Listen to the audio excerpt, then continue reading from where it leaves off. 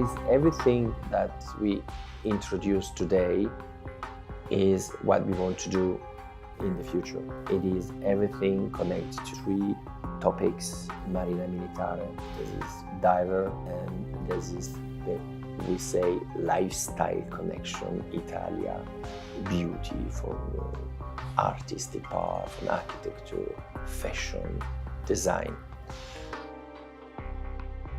Compared to Radio Mir, that is the story, the beginning of the story, that is really the iconic product and the beginning for everything. The submersible is the future, is the continuity of the brand. It's like grow up from something, and is really more eye-catching, and I think it's really connected to the millennium as well. It's a young product. It's a piece of art that you actually get. You absorb the beauty of this product. I think it's very important that what we do is a thema, this year thema.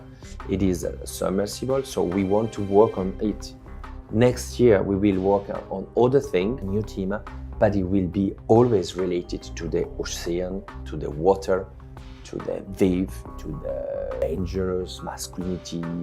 Kind of wording are really important for us. Adrenaline and not be scary and take a risk. And this is what we want to do.